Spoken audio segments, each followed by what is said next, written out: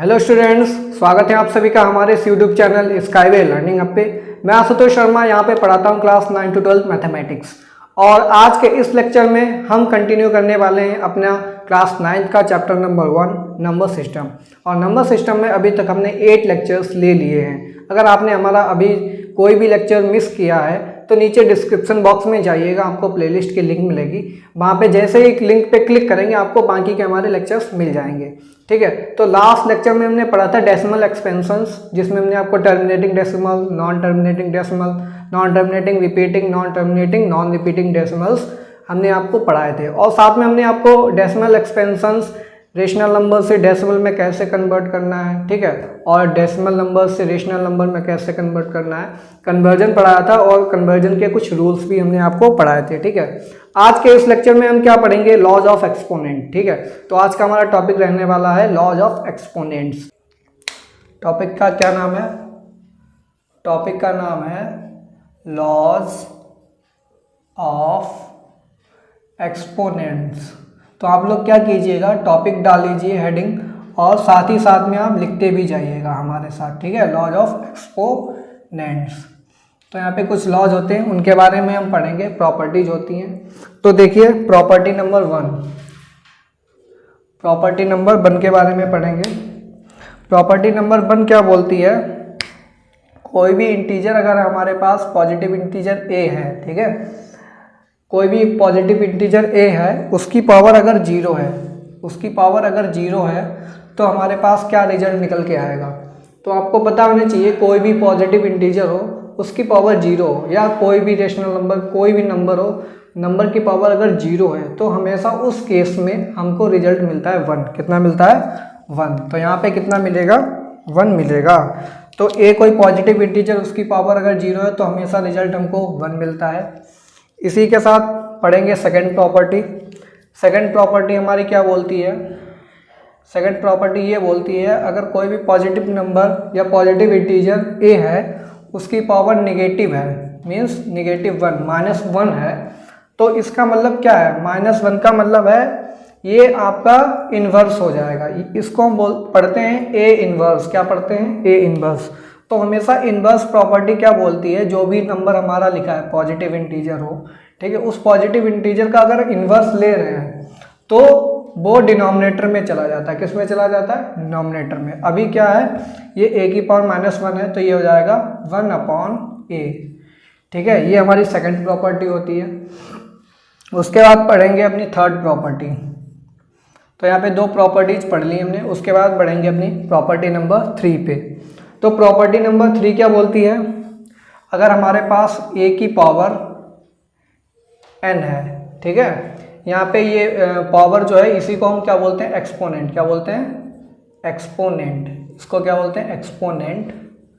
ठीक है, एक्सपोनेंट। और जो a लिखा है पॉजिटिव इंटीजर a, इसको हम बोलते हैं बेस। इसको क्या बोलते हैं?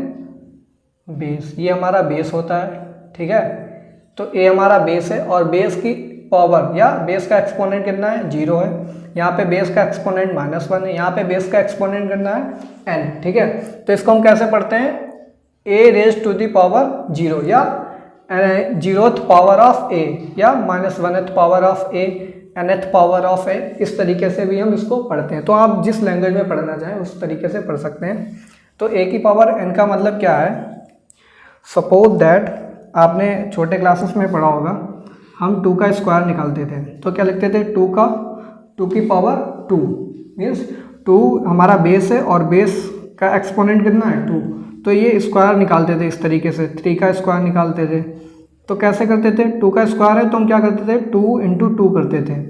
ठीक है, यहाँ पे 3 का स्क्वायर है तो 3 × 3 करते थे। वहीं पे अगर हम क्यूब निकालते थे, क्यूब कैसे निकालते थे? 2 की पावर 3 लिख देते थे। फिर हम क्या करते थे? 2 को 3 बार मल्टीप्लाई कराते थे। ठीक है, ऐसे अगर 3 का क्यूब निकालते थे तो क्या करते थे? 3 × 3 × 3, 3 बार यहाँ पे मल्टीप्लाई कराते थे। तो हम क्या देखने को मिल रहा है, जो हमारा ये 2 है एक्सपोनेंट में, ठीक है, तो यहाँ पे क्या रिजल्ट मिल रहा है? कोई भी अगर नंबर है, ठीक है, बेस में कोई भी पॉजिटिव इंटीजर है, तो वो पॉजिटिव इंटीजर की एक्सपोनेंट जो भी होगी, ठीक है, एक्सपोनेंट अगर 3 है तो 3 टाइम्स हम बेस को लिखेंगे मल्टीप्लाई में, अगर एक्सपोनेंट 4 है तो 4 टाइम्स, 5 है तो 5 टाइम्स। तो इसी तरीके से यहाँ a हमारा पॉजिटिव इंटीजर है, उसका एक्सपोनेंट कितना है, n है, तो a को हम कितनी बार लिखेंगे, n टाइम्स, ठीक है, कितनी टाइम लिखेंगे, n टाइम्स। तो यहाँ पे लिख लीजिए a into a dot dot dot dot dot into a, ठीक है। और ये कितने टाइम्स लिखे हैं, यहाँ पे लिख लीजिए n टाइम्स हमने a को लिखा है, अगर a की पावर n है, ठीक है। तो ये तो बात हो गई a की पावर n की। इसी तरीके से हम बात करेंगे पॉजिटिव इंटीजर, बेस हमारा a है और बेस की पावर इस बार n की जगह माइनस में है, किस में है, माइनस में। तो भाई किस तरीके से लिखेंगे, तो देखिए फोर्थ प्रॉपर्टी हमारी क्या बोलती है, a की पावर -n। तो -n हमने आपको बताया था इन्वर्स हो जाता है, तो यहाँ पे भी इन्वर्स कर दीजिए। तो इन्वर्स में क्या आएगा, ये हो जाएगा 1/a की पावर n, ठीक है, 1/a की पावर n हो जाएगा। और यहाँ पे क्या हो जाएगा, 1/a into dot dot dot a, और कितने टाइम हो जाएगा, n टाइम्स। कितने टाइम लिखेंगे ये, n टाइम्स, ठीक है। तो ये प्रॉपर्टी नंबर 4 हो गई। प्रॉपर्टी नंबर 4 के बाद बढ़ते हैं प्रॉपर्टी नंबर 5 पे, ठीक है। प्रॉपर्टी नंबर 5 क्या बोलती है, सपोज दैट हमारे पास a की पावर m है, ठीक है, a की पावर m लिखी है इंटू a की पावर n लिखा है। तो बताइए ये किस तरीके से एक्सपेंड होगा, ओपन कैसे करेंगे इसको। तो चलिए इसके लिए एक एग्जांपल है, उसको मैं आपको समझा रहा हूँ। सपोज दैट हमने लिखा 2 की पावर 3, ठीक है, और यहाँ पे लिखा 2 की पावर 2।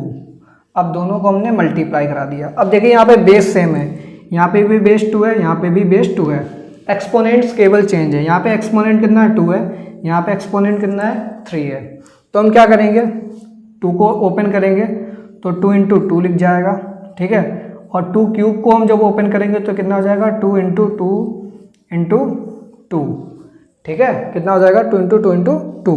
अब हम बात करें, काउंट कीजिए जरा, 1 2 3 4 5 टाइम्स यहाँ पे 2 लिखा, और यहाँ पे कौन सा बीच में साइन लगा था, इंटू का, तो यहाँ पे इंटू मल्टीप्लाई का साइन लगा दीजिए। तो 1 2 3 4 5 टाइम्स यहाँ पे 2 रिपीट हो रहा है, 5 टाइम्स 2 रिपीट हो रहा है, इसका मतलब हम क्या लिखेंगे, 2 का एक्सपोनेंट कितना हो जाएगा, 5। अब 2 का एक्सपोनेंट 5 देखिए, यहाँ पे एक रिजल्ट निकल के आता है, बेस तो हमारा सेम है, यहाँ पे भी बेस सेम है, ठीक है, बट जो एक्सपोनेंट्स थी, ये हमारी यहाँ पे 2 एक्सपोनेंट थी, यहाँ पे एक्सपोनेंट 3 थी, इन दोनों को हम क्या कर देंगे, जोड़ देंगे, क्या करेंगे, जोड़ देंगे। तो 2 3 कितना हो गया, 5। ये देखिए 5 यहाँ पे निकल के आ रहा है। तो कहने का मतलब जब भी हमारा बेस सेम होगा तो बेस सेम के कंडीशन में क्या करेंगे, जो उनकी एक्सपोनेंट्स होंगी वो ऐड हो जाएंगी, पावर्स उनकी ऐड हो जाती हैं। तो यहाँ पे बेस सेम रखा हमने 2 और पावर्स को हमने क्या कर दिया, ऐड कर दिया, ठीक है। तो ये एग्जाम्पल था जिसके माध्यम से हम आपको ये प्रॉपर्टी समझाने की कोशिश कर रहे थे, ठीक है। तो इसका रिजल्ट क्या निकल के आएगा, a की पावर, बेस तो हमारा सेम हो जाएगा और एक्सपोनेंट्स क्या हो जाएंगी, ऐड हो जाएंगी, m प्लस n, ठीक है, m प्लस n हो जाएगा। बढ़ेंगे प्रॉपर्टी नंबर 6। यहाँ पे भाई ये मल्टीप्लाइड में था a इंटू a, ठीक है। अब हम क्या करेंगे, यही प्रॉपर्टी पढ़ेंगे डिवीजन के लिए। डिवीजन के लिए कैसे पढ़ेंगे, यहाँ पे लिखेंगे a की पावर m अपॉन a की पावर n, ठीक है, ये डिवीजन प्रॉपर्टी हो गई। प्रॉपर्टी नंबर 6, a की पावर m अपॉन a की पावर n, ठीक है। तो यहाँ पे भाई ये मल्टीप्लाई में था, अब ये क्या हो गया, डिवाइड में हो गया। तो डिवाइड के केस में यहाँ पे 2 रिजल्ट निकल के आएंगे। कितने रिजल्ट निकलेंगे, 2 रिजल्ट निकलेंगे। पहला रिजल्ट क्या निकलेगा, a की पावर, बेस हमारा सेम रहेगा, न्यूमरेटर में बेस सेम है, डिनोमिनेटर में, तो यहाँ पे बेस सेम रहेगा, और न्यूमरेटर में जो पावर है, ठीक है, न्यूमरेटर में जो बेस की पावर है और जो डिनोमिनेटर में बेस की पावर है, दोनों सब्ट्रैक्ट हो जाएंगे, मीन्स न्यूमरेटर वाली पावर माइनस डिनोमिनेटर वाले पावर। तो न्यूमरेटर में a की पावर कितनी है, m है, तो यहाँ पे m लिख लीजिए, डिनोमिनेटर में कितना है, n है, तो माइनस n, ठीक है। तो पहला रिजल्ट ये निकल के आ गया। ये कब होगा, when m is greater than, when m greater than n, ठीक है, m हमारा ग्रेटर देन n होगा, तो ये केस निकल के आएगा। अगर m और n बराबर हो जाए, m और n बराबर हो जाएंगे तो क्या बचेगा, ये 1 बचेगा। 1 कब होगा? When m is equal to n। जब m और n की वैल्यू सेम हो जाएगी तो ये कितना आ जाएगा? 1 आ जाएगा। प्रॉपर्टी नंबर 7 बोल रहा है a की पावर m, ठीक है, a का एक्सपोनेंट m है, फिर होल का एक्सपोनेंट कितना है? n है। a की power m whole exponent n, ठीक है। तो इसको हम देखिए कैसे सॉल्व करेंगे। सपोज दैट हमने लिखा 2 की पावर 3 और होल की पावर 2 लिख लिया, तो भाई इसको सॉल्व करना है। तो कैसे सॉल्व करेंगे? तो देखिए भाई 2 की पावर 3 कितनी हो जाएगी? 8 हो जाएगी। फिर होल कितना लिखा है? स्क्वायर लिखा है। 8 का स्क्वायर कितना हो जाएगा? 64 हो जाएगा। कितना हो जाएगा? 64 हो जाएगा। वहीं पे अगर हम बात करें 64 के फैक्टर्स अगर निकालें तो ये हो जाएगा 2 into 2 into 2 into 2 into 2 into 2, 2 2 जा 4, 2 2 जा 4, 4 4 जा 16 और 2 2 जा 4, 4 4 जा 16, 16 4 जा 64, ठीक है। तो ये 64 के फैक्टर्स आ गए, प्राइम फैक्टर्स। तो यहाँ पे देखें 2 कितने टाइम्स लिखा है? 6 टाइम्स। तो इसको हम लिखेंगे 2 की पावर 6। अब ये 2 की पावर 6 क्या है? 2 की पावर 6 क्या है? जो हमारा ये लिखा था एक्सपोनेंट 3 और ये जो लिखा था एक्सपोनेंट 2, इन दोनों का मल्टीप्लिकेशन है। क्या है? मल्टीप्लिकेशन है। तो यहाँ पे हम कह सकते हैं a की पावर m और होल की पावर n अगर लिखा है तो इस केस में ये कैसे एक्सपेंड होगा? a की पावर m n, ठीक है। ये a की पावर कितना हो जाएगा? m n हो जाएगा।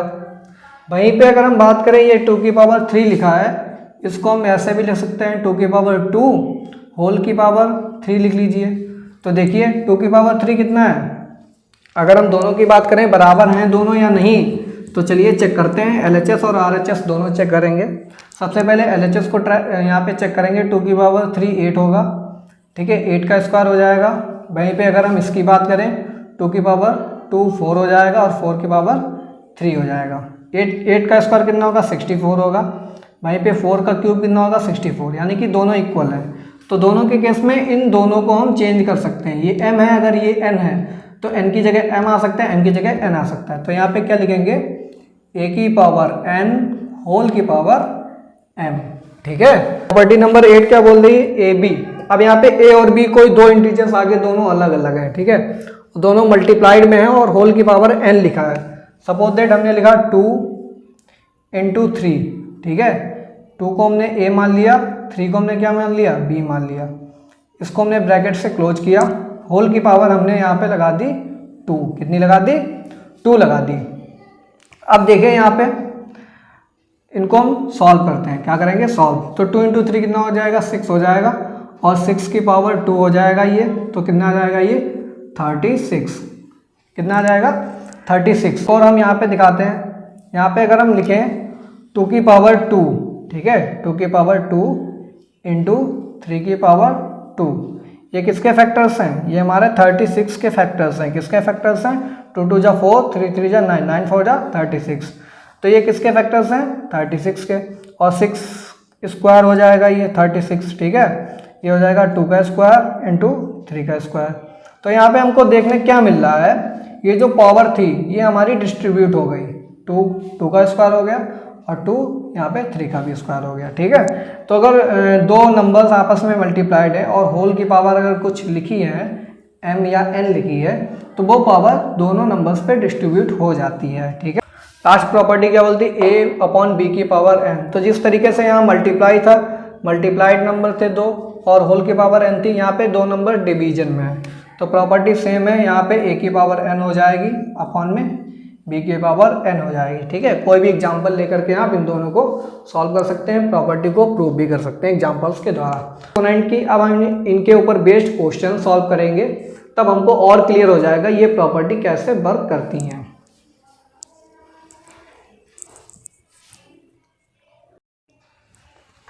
चलिए स्टूडेंट्स कुछ क्वेश्चंस देखते हैं, ठीक है। तो यहाँ पे क्वेश्चन नंबर 1 है। क्वेश्चन नंबर 1 में लिखा 64 की पावर 1/3। तो यहाँ पे जब भी p अपॉन क्यू की फॉर्म में अगर आ जाए, रेशनल पावर आ जाए आपकी, अभी तक हमने पढ़ाई थी इंटीग्रल पावर, ठीक है, इंटीग्रल पावर ना हो और p अपॉन क्यू की फॉर्म में आपके रेशनल नंबर की फॉर्म में पावर आ जाए, तो हमेशा ज़्यादातर आप देखिएगा यहाँ पे p अपॉन क्यू फॉर्म अगर बन रही है एक्सपोनेंट की, तो जो आपका बेस है, बेस के हम फैक्टर्स निकाल लेंगे, ठीक है, और उनको भी एक्सपोनेंट फॉर्म में लिखेंगे। तब हम क्या करेंगे, यहाँ पे बेस की पावर जब कुछ लिखेंगे ठीक है। तो यहाँ पे ए की पावर m इंटू एन वाला केस बन जाएगा, ए की पावर m होल की पावर n, ठीक है। तो वो एक्सपोनेंट की प्रॉपर्टी लगा करके हम इसको आसानी से सॉल्व कर सकते हैं। देखिए कैसे, 64 की अगर हम बात करें तो भाई 64 2 की पावर 6 होता है, कितना होता है 2 की पावर 6, और ये होल की पावर 1/3, ठीक है। तो यहाँ पे हम लिख सकते हैं m इंटू एन 6 इंटू 1/3, ठीक है, बाई प्रॉपर्टी। तो यहाँ पे 3 2 जा 6, ये कट हो जाएगा तो कितना बचेगा 2 की पावर 2, 2 की पावर 2 कितना आएगा 4, ठीक है। तो देखिए ये हमारा आंसर कितना आ गया 4 आ गया है। तो देखिए 1/3 को हम क्या बोलते हैं, क्यूब रूट भी बोलते हैं। क्या बोलते हैं, क्यूब रूट। अगर किसी भी इंटीजर की पावर 3 है तो उसको क्यूब बोलते हैं, अगर 1/3 है तो उसको क्यूब रूट बोलते हैं, अगर किसी भी इंटीजर की पावर 2 है तो उसको स्क्वायर बोलते हैं, अगर किसी भी इंटीजर की पावर 1/2 है तो उसको हम स्क्वायर रूट बोलते हैं। तो ये क्यूब रूट है, और हमको पता होता है 4 का क्यूब कितना होता है 64, और 64 का क्यूब रूट कितना है 4, ठीक है। यानी कि ये बाय प्रॉपर्टी एक्सपोनेंट्स के लॉज को लगा करके हमने इस क्वेश्चन को सॉल्व कर दिया है। उसके बाद बढ़ते हैं क्वेश्चन नंबर 2 पे।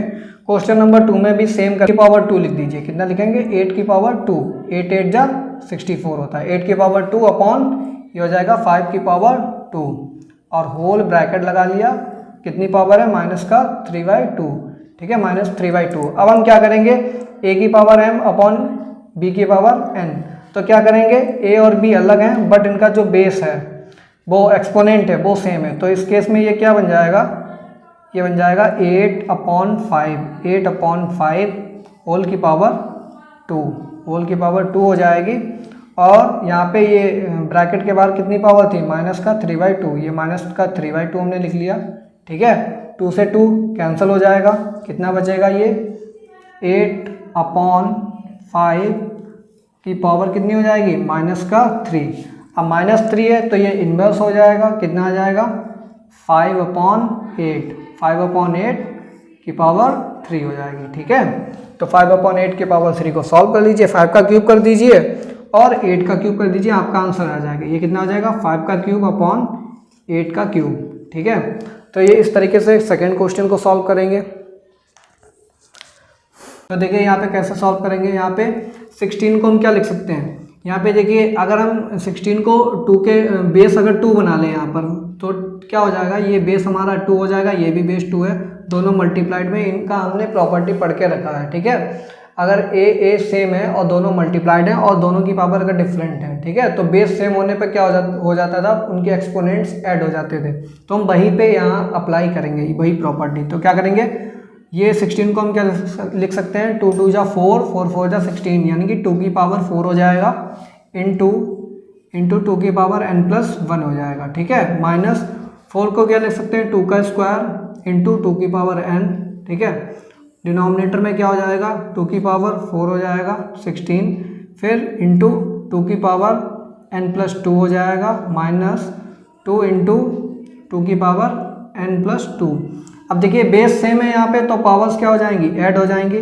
तो ये कितना आ जाएगा 2 की पावर 4 + n+1, तो 4 और 1 कितना हो जाएगा 5 + n हो जाएगा, ठीक है। -2 की पावर यहाँ पे भी पावर्स ऐड हो जाएंगी, n+2 बन जाएगा ये, अपॉन में कितना हो जाएगा, ये आ जाएगा 2 की पावर ये 4 + 2 6 हो जाएगा, 6 + n आ जाएगा, ठीक है। उसके बाद -2 की पावर n+2 और यहाँ पे 2 की पावर 1 है तो कितना हो जाएगा n+3, कितना हो जाएगा n+3, ठीक है। n+3 आ गया। हम क्या करेंगे 2 की पावर n+5 लिखेंगे माइनस 2 की पावर n+2 लिखेंगे, ठीक है, अपॉन। अब यहाँ पे क्या करेंगे, हम यहाँ पे एक 2 अलग निकाल लेंगे, तो 2 इंटू 2 की पावर n+5 लिख देंगे, ठीक है। यहाँ पे 2 की पावर 1 वही तो हमने किया, बस एक 2 को हमने बाहर कर लिया, -2 की पावर यहाँ पे भी एक बाहर कर लेंगे तो 2 की पावर n+2 बचेगा, ठीक है। फिर हम क्या करेंगे, ये 2 और ये 2 यहाँ पे कॉमन ले लेंगे, क्या ले लेंगे, कॉमन ले लेंगे, तो कितना आ जाएगा, ये 1/2 आ जाएगा। जैसे ही ये 1/2 आएगा इसको लिख लीजिए 1/2, ठीक है। और इसके अंदर क्या बचेगा, ये बचेगा 2 की पावर n+5 माइनस 2 की पावर n+2, डिवाइड में कितना आएगा, नीचे भी उतना ही बचेगा 2 की पावर n+5 माइनस टू की पावर n प्लस टू। ठीक है, ये दोनों क्या हो जाएंगे, कैंसल आउट हो जाएंगे, ये वाला पोर्शन और ये वाला पोर्शन p अपॉन क्यू के फॉर्म में जो ब्रैकेट के अंदर लिखा है। फाइनली आपका आंसर कितना बचेगा, 1/2, यही आपका आंसर हो गया। ठीक है, तो देखिए स्टूडेंट्स, अब हम करेंगे यहाँ पे पार्ट 2 क्वेश्चन नंबर 2 का। तो देखिए यहाँ पे 81/16 की पावर -3/4 लिखा है, तो इसको हम क्या लिख सकते हैं। तो देखिए स्टूडेंट्स, यहाँ पे 81 को हम क्या लिख सकते हैं, 3 की पावर 4, कितना लिख सकते हैं, 3 की पावर 4 अपॉन 16 को क्या लिख सकते हैं, 2 की पावर 4। ठीक है, 2 2 जा 4, 4 4 जा 16, फिर होल की पावर कितना हो जाएगा यहाँ पे -3/4 लिख लिया। उसके बाद मल्टीप्लाई का साइन लगा दिया, ब्रैकेट लगा लिया। ठीक है, अब यहाँ पे 25 को क्या लिख सकते हैं, 5 का स्क्वायर अपॉन 9 को क्या लिख सकते हैं, 3 का स्क्वायर। ठीक है, ये हो जाएगा 3 का स्क्वायर, इसको हमने ब्रैकेट क्लोज, होल की पावर कितनी है, -3/2, फिर डिवाइड का साइन लगा, डिवाइड का साइन लगा दिया, फिर यहाँ पे 5/2 की पावर -3, ये हमने ऐसा ही लिख लिया। उसके बाद बढ़ेंगे, ये 3 है, इसकी पावर 4 है, यहाँ पे 2 की पावर 4 है, एक्सपोनेंट सेम है, बट हमारा जो बेस है यहाँ पे a है, यहाँ पे बेस b है। तो इस केस में क्या हो जाता था, 3/2 यानी कि a अपॉन b होल की पावर n का मतलब यहाँ पे कितना है, 4, तो ये 4 हो जाएगा, कितना हो जाएगा 4, और मल्टीप्लाई यहाँ पे पावर कितनी है, -3/4, तो ये -3/4 लिख लिया, ब्रैकेट लगा लिया हमने। ठीक है, ब्रैकेट लगाने के बाद यहाँ पे भी एक्सपोनेंट लगा दीजिए, लॉ लगा दीजिए, 5/3 हो जाएगा। ठीक है, होल की पावर कितनी हो जाएगी, 2 हो जाएगी, मल्टीप्लाई में कितनी पावर चल रही है, -3/2। ठीक है, फिर यहाँ पे डिवाइड का साइन लगा है, तो डिवाइड का साइन लगा दीजिए। अब यहाँ पे -3 है। ठीक है, तो यहाँ पे ये इन्वर्स प्रॉपर्टी लग जाएगी, तो ये 1/5/2 की पावर कितनी हो जाएगी, 2 की पावर 3 हो जाएगी। ठीक है, तो भाई ये हमने यहाँ पे माइनस में था, तो यहाँ पे क्या कर दिया हमने, इसको 1 डिनोमिनेटर में पहुँचा दीजिए, तो पावर कितनी हो गई, +3 हो गई। ठीक है, फिर हम क्या करेंगे, ये 4 से 4 कैंसिल हो जाएगा, तो क्या बचेगा, ये 3/2 की पावर -3। अब 3/2 की पावर -3 को हम क्या लिख सकते हैं, 1/3/2 की पावर 3, कितना लिख सकते हैं, 1/3/2 की पावर 3, क्योंकि -3 था तो 1 कर लिया हमने, तो ये +3 हो गया, डिनोमिनेटर में ले गए इसको। ठीक है, फिर इसके बाद हम इसको कैसे सॉल्व करेंगे, 5/3, ये 2 से 2 कैंसिल आउट, यहाँ पे भी पावर कितनी है, -3 है, तो हम क्या करेंगे, इसको भी इन्वर्स कर देंगे, तो ये क्या हो जाएगा, 1/5/3 की पावर कितनी हो जाएगी, 3 की पावर 3। फिर ये डिवाइड में है, इसको क्या करेंगे, मल्टीप्लाई साइन लगाएंगे। जब भी डिवाइड का साइन मल्टीप्लाई में चेंज करते हैं तो क्या होता है, ये p/q फॉर्म जो लिखी होती है वो q/p में चली जाती है। तो यहाँ पे q कितना है, ये है। ठीक है, और p कितना 1 है, तो हम क्या करेंगे, 5/2 की पावर कितनी हो जाएगी, यहाँ पे 3 हो जाएगी। ठीक है, ये हमने इस तरीके से इसको सॉल्व कर लिया। अब क्या करेंगे, यहाँ फ्रेंड्स, यहाँ पे क्या था, 1/3/2 की पावर होल क्यूब। ठीक है, ब्रैकेट के अंदर क्या था, 1/5/3 की पावर होल क्यूब इंटू 5/2 की पावर होल क्यूब। फिर हमने क्या किया, इसको ओपन, ये 3 जो पावर है ये यहाँ हो जाएगी, 3 की पावर 3 हो जाएगी, अपॉन 2 की पावर भी 3 हो जाएगी। फिर ये 1/3 की पावर 3 अपॉन 2 की पावर 3, ये क्या हो जाएगा, ये जो 2 है यहाँ पे, ये यहाँ पे चला जाएगा न्यूमरेटर में। ठीक है, और डिनोमिनेटर के में क्या बचेगा, 3 की पावर 3, तो ये क्या हो गया, 2 क्यूब अपॉन 3 क्यूब। फिर यहाँ पे ऐसे ही इसको सॉल्व करेंगे, तो ये क्या है, ये 5/3 है, 1/5/3 का होल की पावर कितनी है, 3 है। ये 3 कहाँ है, ये ऊपर चला जाएगा, तो 3 की पावर 3 हो जाएगा, और डिनोमिनेटर में क्या बचेगा, 5/3। ठीक है, 5 की पावर 3 इंटू ये मल्टीप्लाई का साइन, यहाँ पे मल्टीप्लाई का साइन लगाया। फिर ये फिर से यहाँ पे पावर क्या हो जाएगी, डिस्ट्रीब्यूट हो जाएगी, यहाँ पे 5 की पावर 3 हो जाएगी और 5 की पावर 2 हो जाएगी। ठीक है, तो ये क्या हो गया, 5 की पावर 3 अपॉन 2 की पावर 3, यहाँ पे 5 की पावर 3 कैंसल आउट हो जाएंगे। फिर क्या हमारे पास निकल के आएगा, 2 की पावर 3 अपॉन 3 की पावर 3 लिख लिया हमने। उसके बाद यहाँ पे 3 की पावर 3 बचा था और यहाँ पे 2 की पावर 3, तो 3 की पावर 3 अपॉन 2 की पावर 3, 2 की पावर 3 से 2 की पावर 3 कैंसल आउट हो गया, 3 की पावर 3 से 3 की पावर 3 कैंसल आउट, क्या बचा, 1 बचा। ठीक है, तो इस तरीके से हमने इसका सेकेंड पार्ट भी कर लिया लॉज ऑफ एक्सपोनेंट लगा करके। अब बढ़ते हैं क्वेश्चन नंबर 3 पे। क्वेश्चन नंबर 3 देखिए काफ़ी इजी है। इसमें आपको प्रूव करना है, आपको क्या प्रूव करना है कि under root x inverse into y into under root y inverse into z into under root z inverse into x is equal to 1। तो देखिए भाई इनवर्स की प्रॉपर्टी आपको पता है क्या होती है। इनवर्स में क्या होता है, एक्स इनवर्स लिखा है ये, ठीक है। तो एक्स इनवर्स का मतलब क्या है, 1/x, ठीक है। और मल्टीप्लाई में क्या है, बाई, तो बाई तो वैसा ही रहेगा। और ये एक्स इनवर्स क्या हो जाएगा, 1/x, तो ये डिनोमिनेटर में पहुंच गया, इंटू बाई अपॉन एक्स हो गया। फिर हमने क्या किया, अंडर रूट बाई इनवर्स और इंटू जेड लिखा, तो जेड ऐसा लिखा रहने दीजिए, बाई इनवर्स डिनोमिनेटर में चला जाएगा, ये 1/बाई हो गया, ठीक है। फिर इसके बाद हम क्या करेंगे, थर्ड वाला जो अंडर रूट के अंदर लिखा है जेड इनवर्स, ये क्या हो जाएगा 1/जेड और x मल्टीप्लाई में, तो x ऐसा लिख लिया, यहाँ पे 1/जेड हो गया, ठीक है। इसको हम लेंगे, यहाँ पे लिख लीजिए taking LHS, taking LHS, left hand side को हम सॉल्व कर रहे हैं इस वाले पार्ट को, ठीक है। फिर हम क्या करेंगे, LHS ले लिया, y upon x under root है, अंडर रूट का मतलब क्या है, इसकी होल की पावर कितनी है 1/2, ठीक है, 1/2 हो गया। इसी तरीके से यहाँ पे z की पावर, z अपॉन बाई की पावर कितनी हो जाएगी 1/2 हो जाएगी। फिर यहाँ पे भी कितना हो जाएगा, x अपॉन जेड की पावर कितनी हो जाएगी 1/2 हो जाएगी। अब देखिए यहाँ पे a, इसको सपोज दैट हमने मान लिया a, ठीक है, a की पावर 1/2, इसको हमने क्या मान लिया, b मान लिया, b की पावर 1/2, इसको हमने क्या मान लिया, c की पावर 1/2, और यहाँ पे मल्टीप्लाई में है ये। तो हमने लॉज ऑफ एक्सपोनेंट में एक प्रॉपर्टी पढ़ी थी, a की पावर m और b की पावर m, ठीक है। अगर पावर सेम है और a और b बेस अलग अलग है तो क्या हो जाता था, दोनों मल्टीप्लाई हो जाते थे, और कंबाइंड पावर क्या हो जाती थी, जो हमारी पावर यहाँ पे है, यहाँ पे 1/2 पावर है, तो क्या हो जाएगा ab इंटू 1/2। अब यहाँ पे 3 है नंबर्स, तो क्या 3 तीनों आपस में मल्टीप्लाई हो जाएंगे, a into b into c, whole की पावर कितनी हो जाएगी 1/2, ठीक है। अब a और a b c की वैल्यू रख दीजिए, a किसको हमने माना था बाई अपॉन एक्स को, ठीक है, b किसको माना था z अपॉन बाई को, तो ये z अपॉन बाई हो गया। फिर इसी तरीके से c किसको माना x अपॉन जेड को, ठीक है, x अपॉन जेड हो गया। फिर होल की पावर कितनी हो जाएगी 1/2 हो गया। फिर यहाँ पे क्या होगा देखिए कैंसल आउट हो जाएंगे टर्म, बाई से बाई कैंसिल हो गया, जेड से जेड कैंसिल हो गया, एक्स से एक्स कैंसिल हो गया, क्या बचेगा, ये बचेगा 1, होल की पावर क्या बचेगा 1/2, तो 1 की पावर कुछ भी हो हमेशा क्या मिलेगा 1 ही मिलेगा, ठीक है। तो ये हमारा इसका आंसर कितना आ गया 1। अब हम बढ़ेंगे अपने क्वेश्चन नंबर 4, ठीक है, इसका स्क्रीनशॉट ले लीजिए। तो स्टूडेंट देखिए क्वेश्चन नंबर 4 में बोल रहा है इफ 27 की power x is equal to 9/3 की power x then find x। तो यहाँ पे ये हमें ऑलरेडी एक इक्वेशन दी है, इस इक्वेशन को सॉल्व करके हमें x की वैल्यू पता करनी है। तो भाई यहाँ पे 27 को हम क्या लिख सकते हैं, इसका आंसर डालिएगा।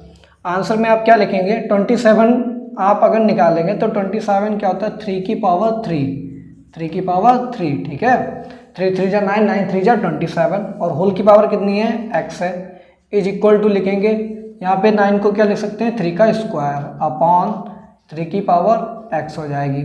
अब ये सपोज दैट a हमारा बेस है, a की पावर m और होल की पावर n है, तो यहाँ पे लॉज ऑफ एक्सपोनेंट में हमने पढ़ा था a की पावर mn हो जाता है, तो ये 3 की पावर कितनी हो जाएगा 3 और x की मल्टीप्लाई करा दीजिए, कितना हो जाएगा 3x हो जाएगा, इज इक्वल टू ये 3 सेम है, बेस है यहाँ पे, ठीक है।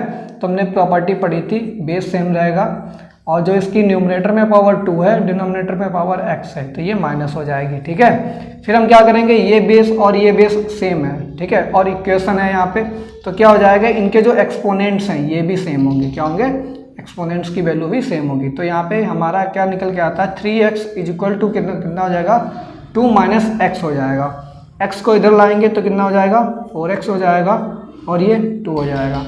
x की वैल्यू यहाँ से कितनी निकल के आ जाएगी 1/2।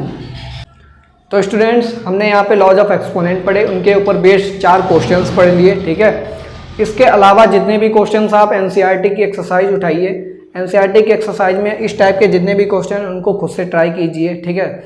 आज के लेक्चर में इतना ही था। अपने आने वाले नेक्स्ट लेक्चर में हम क्या पढ़ेंगे, नेक्स्ट लेक्चर में हम पढ़ेंगे भाई सिंप्लीफिकेशन।